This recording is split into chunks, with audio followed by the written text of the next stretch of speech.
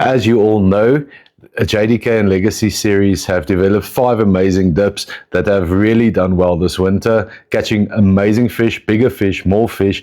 To top it all off, we've gone back to the drawing board and looked at a float that is unique for South African water.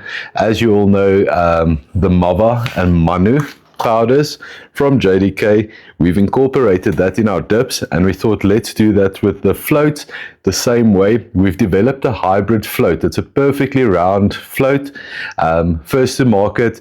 It's a bleeding float, so it will also bleed in the water. I want to show you how amazing these floats are. As you know, quality floats stay on the hook longer, they bleed, and they look very impressive. You'll see over here, it's perfectly round floats that are a bleeding version. We've put the powder into the making process of it. It's the only float made in South Africa, hand rolled for you guys. So really look out for these amazing products.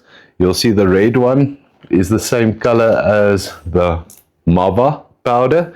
So the red one, we've added Mava, and then in the orange color, we've added the Manu, and then with the other 3 flavors, you'll have to see when it comes out.